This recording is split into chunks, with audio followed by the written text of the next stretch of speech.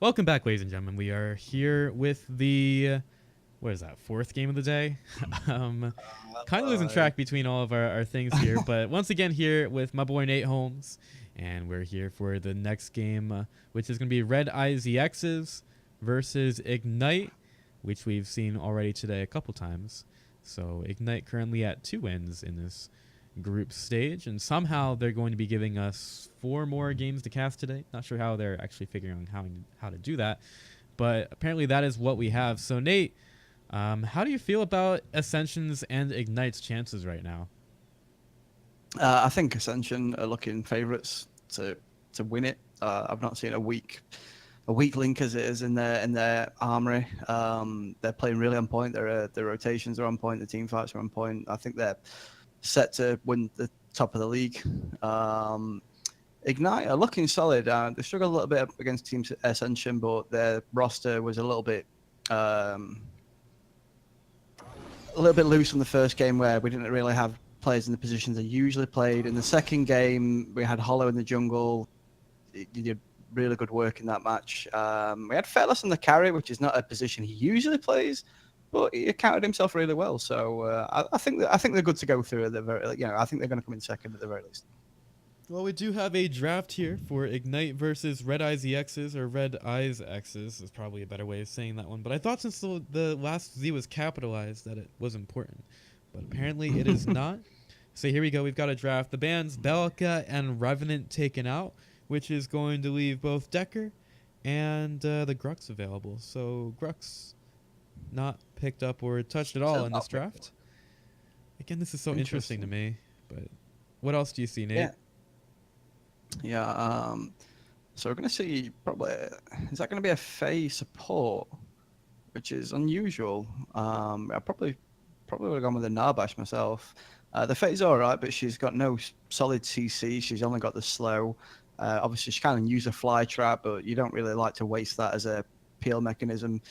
You like to set up the sort of wombo combos, especially when you've got a gadget on your side. Um, so we're going to see how that safe lane works out there for Red Eyes. Looking at Ignite's draft, they've got a really solid setup. Severog's still one of the best junglers in the game. Obviously, we have that Decker and Howitzer combination. Um, Fearless is going to be picking up the ADC again on the Twin Blast and RGSA. So we saw him do work in the last game on the Moragash, so I'm expecting the same sort of things from them.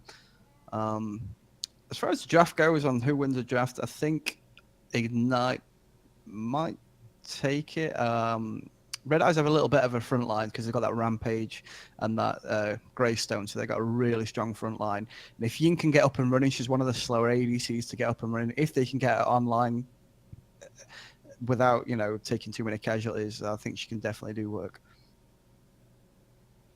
Yeah, we'll have to see if Red Eyes can play against Ignite, who have been, after that initial game, they've been definitely on fire for a lot of this one. And playing up against Moragesh and Howitzer at least should be pretty difficult. We'll see how Mr. Generation Hull, as he is in this draft, will be able to do on the Sevrog.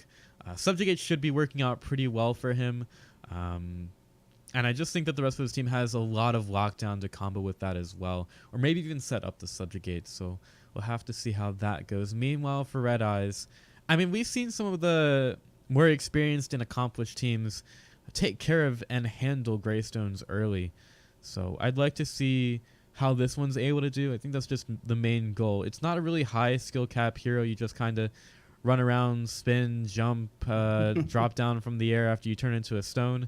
So it's generally not that hard, but staying alive against some of these more experienced teams, which Ignite definitely are, may be difficult sometimes. So we'll see how Red Eyes can do. Yeah, I think some players have sort of not read how big the passive change was because you're not as tanky. You can't just go diving in. You're only taking away one auto attack now rather than having that extra health, extra armor. So if you've got like a Decker or a range support hero, which will just poke you and take that auto attack shield off essentially for at level 1, it's only 9 seconds. So you haven't got that innate sort of tankability anymore. You just the hero with his base armor unless you build armor into the kit. So um, it's not. Yeah, and even we saw. I think it was the last game where the enemy Greystone was going a little bit too ham and getting caught. We thought he'd have his reforged up, and then he was just dying. So it's just got something they've got to be careful of. Okay, so here we go. Redeye Exxes That versus Ignite. versus that. Still can't get over that. These are so good. Oh, dying a little bit here, but we are here in game for our 4th game of the day. We've got, apparently we are casting 8 somehow. Don't know how that's happening, but in any case, Redeye Exxes will be on the orange side. Ignite, a little bit cooler on the blue, but we'll see how cool they stay throughout this match. Nate, why don't you start to take us through some of the teams? Yeah, so for Team Ignite, we're going to have Obram X on the Howitzer in the mid lane. We're going to have Generation Hollow in the jungle on the Sevarog. Lazarus is going to pick up the support on Decker. RGS Ace 93, gotta get a 93 in there. He's going to be in the off lane with the Moragesh, and iFairless picking up an unfamiliar role as we usually see him on the carry with Twin Blast.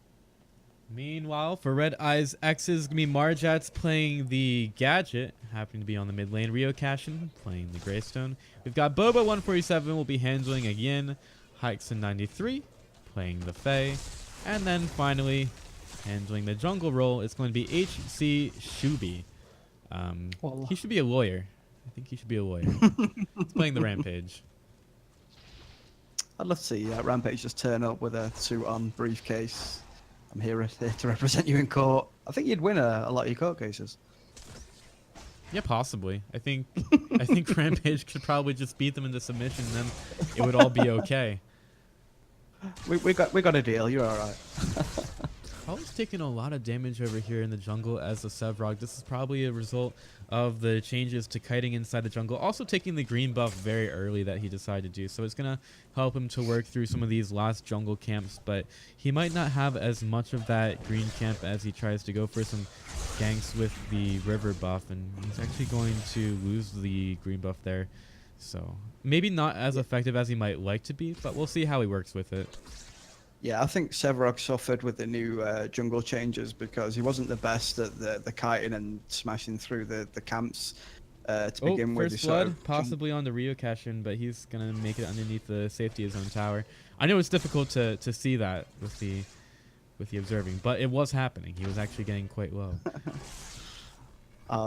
Yeah, so I think he found it difficult, but as he translates into late game, he becomes an absolute monster in that. So it's sort of like a carry where he has to take it a bit more carefully in the early game. As he transitions to mid to late game, he can really dominate. Interesting choice here by the Rampage. He's actually gone for the Madstone gem to start instead of any kind of jungle siphon. It seems like he's lagged. Yeah, it seems like he's just sort of... I think he may have a disconnect here, as he just seems to be gracefully taking Sevarog's hammer to the back of the head. Or maybe a hugely irrational love for the wall. That could also be a possibility. Very, very true. Alright, so in any case, that's going to be Ignite getting started here. And also see the Greystone getting found out inside the jungle. I don't know if any help is going to be needed. He jumps away from the subjugate. Hollow's going to die for this one, and he gets it going underneath the tower. Eventually will die to the Rampage actually getting into that fight. Brahma's going to run in with the rocket. Don't even know if that hit him. Looks like the rocket missed. So, yeah. Howitzer with a good rotation and is luckily for him not going to get caught out inside the jungle. But I do like the Howitzer getting involved. You can just be such a big force when you make it into the other lanes early. Yeah, I mean, Howitzer's got such a powerful kit with the mine and the Ender of Dreams. He can definitely, when he does rotate into lane, he can definitely make a difference. Just being able to knock people out. Look, a banner. That means that someone was killed, actually, which we did not see on the camera. But indeed, it did happen. The little Sluggo banner there from RGS Ace. Is it Sad Sluggo? Is that that is Sluggo waving his little arm there. There's an Iggy banner now with a bunch of gold because Iggy's really good at farming. Shubi getting cut out inside the jungle. The lawyer needs to... Well, it seems like he needs a little bit of protection himself here. Getting taken down by the Decker herself. We've seen a couple of Decker carry plays here so far in the EU Qualifier, and they're going to make their way back into the lane. This Greystone is Decker just was happy for a little bit of respite. Decker was the enemy council, case closed, unfortunately. Notch says the observing might be way better if we were doing it ourselves, and I can't help but agree with him. It's hard to disagree with him. Yeah, hard to disagree with the man, the myth, the legend, another Notch. Here we go on the mid lane. Generation Hollow looking for a subjugate, does get it onto Marjats, and that should be another easy kill. The Sticky Mine is not going to do enough damage at this point to kill off Hollow. And also this Greystone in a lot of trouble as well. Do they actually have a stun for this one? Carry Decker! Put in the Fearless Twin Blast in her backpack. Usually it's Fearless that puts people in his backpack, but this time it is Lazarus. Yeah, Fearless. Doing, maybe he's the Sparrow support for the Decker EDC. Just so used to playing support that he's, yeah. Just so used to playing support that he forgot how to backpack. I forgot how to ADCs. Alright, so back into this match off the scoreboard here. I didn't actually get a chance to see anything interesting there because I was still thinking about how Fearless is getting carried. But did you see anything interesting there, Nate? No, it's just the usual items. It's interesting. We saw a barrier token there on the Severog, which just allows them to take those earlier fights with the casters. Something I've seen some of the jungle players doing, just picking up the odd barrier token or guard token just to give them a little there it bit is of... again. You see anything? Let's have a look, Stock. Oh, no, nothing out of the usual. Just the usual Madstone gems, healer tokens, guardians, and sages wards. Oh, and parts. Always plenty of parts. Alright. Oh, I'm having some lag issues, unfortunately. Okay. I don't actually have lag issues now, so it looks like I'm doing a bit better than you. Honestly, I think one thing that could help is just reloading the damn thing. Might just reset everything. So I guess we'll try that when we start having issues again. But again, this is not production done by us, as we see a beautiful mouse cursor in the middle of the screen. That's an interesting addition there. Interesting artistic choice. Oh, the rock picked up by Rampage, but he decides to put it right back in the ground. There's Howitzer from above, throwing in the R2000 missile, going right for the Fae. Easily taken out. The Fae doesn't really have a good way of getting out of situations like that. And they're also going right for the Yin as well, somehow making it into that fight. Ignite are looking pretty good just 8 minutes into this game. Yeah, that was the thing that I was worried about. When you have a Fae support, she's not really got any solid peel. She's only got sort of the slow and then obviously the the ult. But you don't really like to use that to peel for yourself, especially. You know, you don't mind using it to peel for your carry, but you want to get that on an initiation, especially when you've got a gadget in your team.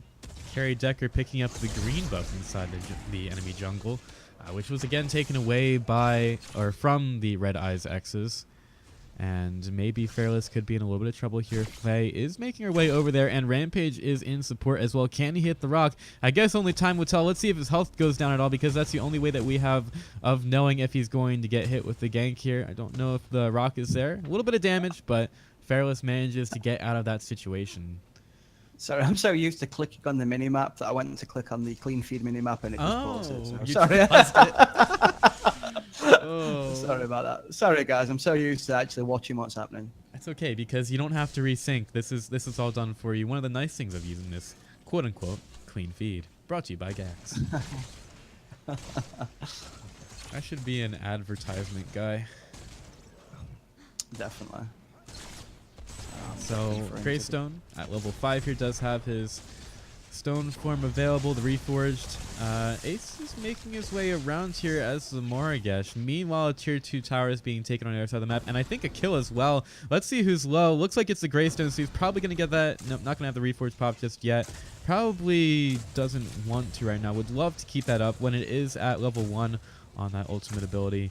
It does have a longer cooldown, but he's staying here for now. Gadget might decide to rotate over. Still, they're going for the tier 2 tower, though, probably killing off the Greystone. Don't see his health down to 0 just yet. Meanwhile, in the mid lane, Landmine is going to be there, and they're going to back up. Oh, finally we get into that lane. Nice.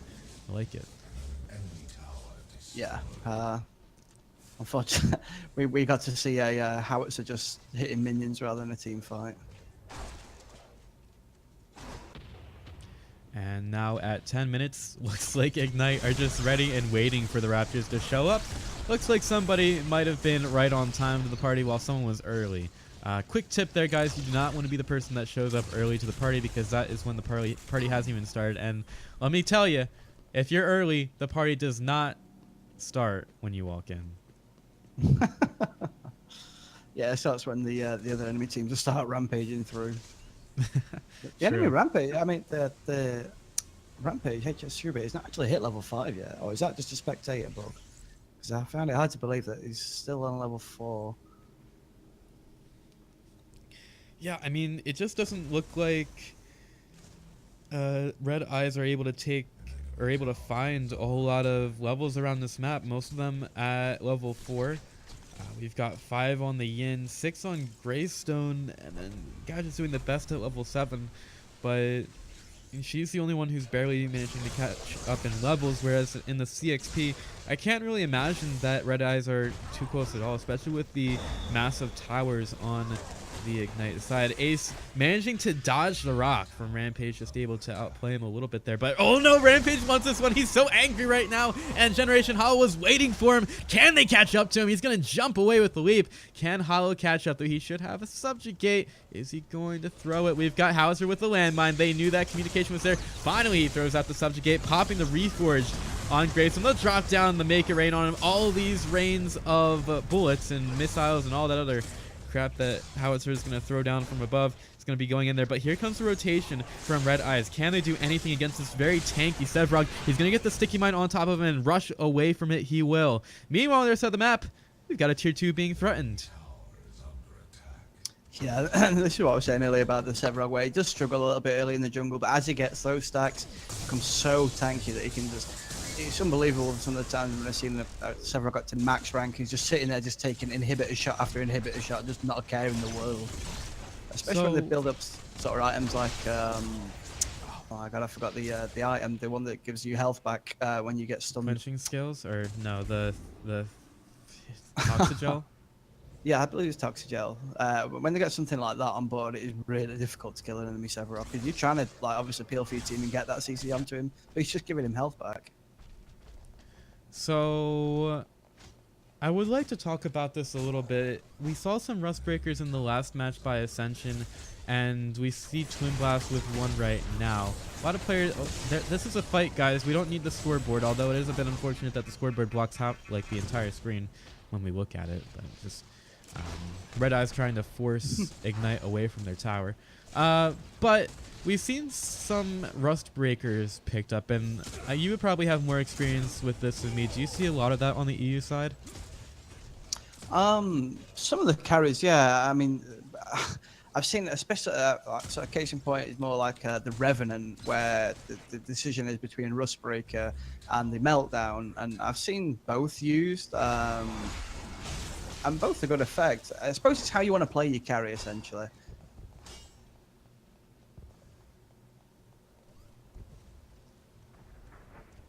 I see the Yin go down here. She's taking an awful lot of damage from the damage tick from RGSA's there. Did you catch that at all? I don't think I could. Oh, no, I didn't catch that one. No, I catch the little circle popping up on the screen. So this is a rare chance to look at the build. Oh, it's gone now. But we did see that Generation Hell is at the Mad Score Sash and a Guardian Sword, I believe, that's built up all the way. So right now Ignite trying to take advantage of every single card point they have over Red Eyes, and looks like those eyes will probably be red for a little bit longer, because I don't think that Ignite are giving up this lead anytime soon. No, I think just looking to slowly take down, just grind out these towers right now, basically Ignite. So RGS Ace is forced onto his tower just to... Morgan's not known for her best wave clear. She can sometimes struggle against these large waves. More an assassin than a traditional caster. Lazarus just doing what he can, just landing the slow bubble, just trying to slow this impending march from the minions as they go onto that tower as well. So right now we're seeing a bit of a lull in the action. We see a lot of spread out farming from Ignite. Not a whole lot of gank squads going out. I feel like that pressure is mainly on Red Eyes to try to get 1 or 2 kills. But the next objective for Ignite to take is probably going to be these Raptors, which should be up in a couple of seconds. Yeah, it looks like they're trying to, Team Redeye is trying to focus this right lane, which is allowing Ace to really push this lane up, which allow then Ignite to rotate onto the Raptors a little bit more freely, because you know, if you put pressure, the Faye's going to have to sit further back in that lane. Although we see a rotation now from Redeye, and I think they know what's going on, but I think they're going to be too late to the party. Yeah, just a bit too late to the party, and unfortunately, this is not really the situation where you want to be late. You have to be, you know, reasonably on time, not too late, not too early. And looks like it's going to be 2 dead on the side of Redeyes to start this off. Make it 3. As another one will fall, and I guess, well, there's already a tier 2 tower down in the left lane, so the jump pad's already dead. Very difficult for Redeyes to respond to this. Just going to be probably another tower taken by Ignite here.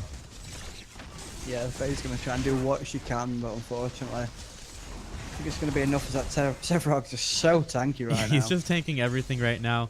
I mean, Faye's just getting a little damage done to her. That was one of the interesting things about Morigesh that I was thinking when she came out, is that she has that damage over time, so it's difficult for her to pressure a tower when she has that dot on somebody and they just kind of keep sitting there. But she can just kind of sit in the side, so it's not terribly bad. I just thought it was an interesting thing about tower pressure with the Morigesh, but they still get the tier 2.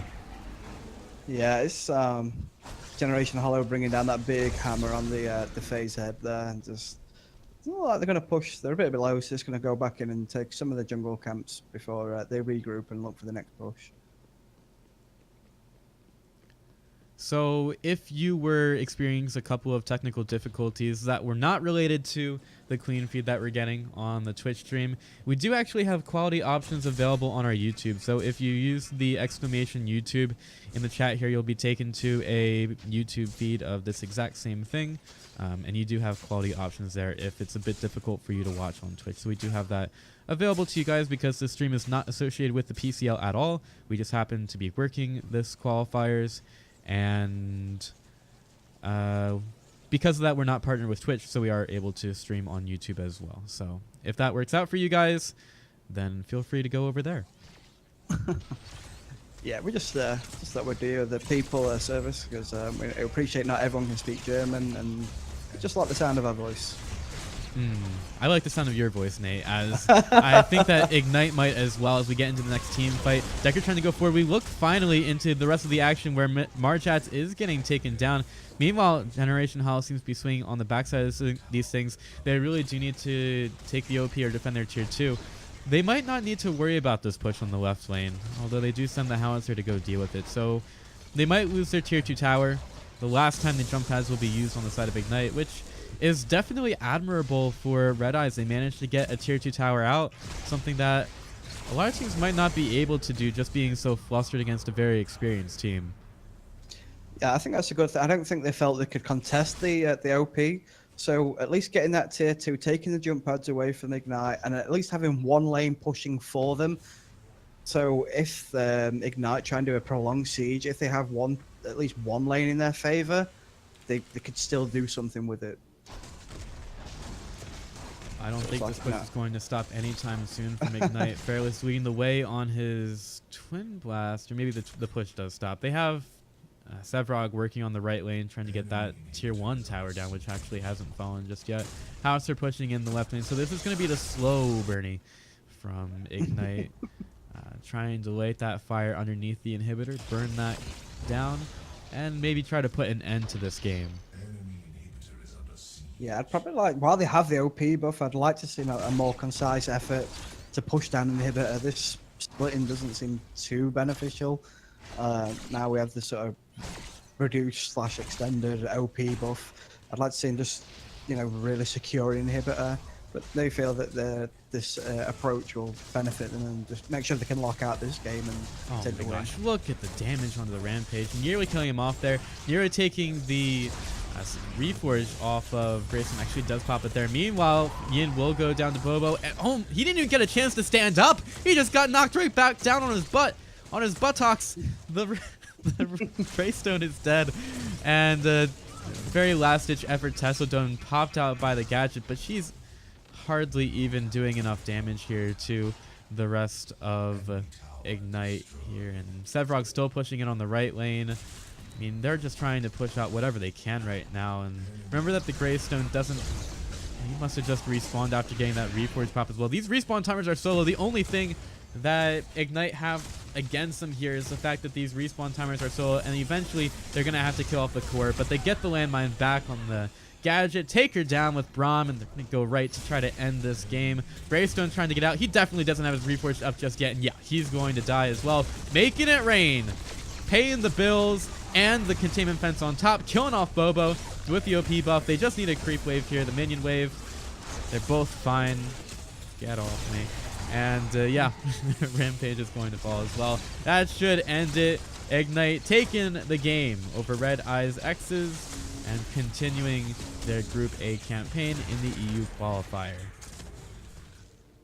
Yeah, very well played there from Team Ignite. Quite a quick match, 20 minutes. I'm not sure. What did you see what time they took the LP buff on? It was about 18 minutes. No, I'm blind. But just a bit of a slower push. Still effective in the end. Managed to get down the 2 inhibitors and march straight onto the core. I think they could have done it a lot earlier and maybe just gone through the 1 inhibit and pushed onto the core. I think they definitely had the skill and the team composition to do so, but they feel they want to play it safe. Just make sure they get that win and get through this qualifier into the next stages. So that will do it for Ignite versus Redeye Exxes. Ignite taking a very convincing match once again, only dropping 1 kill. But there were some good moments there. Such a feeder. such a feeder.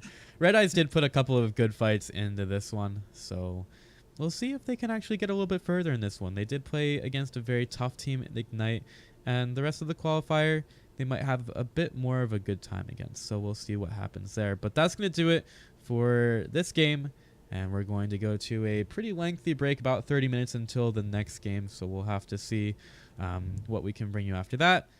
But we should be back then. So thanks for watching, guys. You are watching the Paragon EU Qualifiers here on Paragon EU_EN.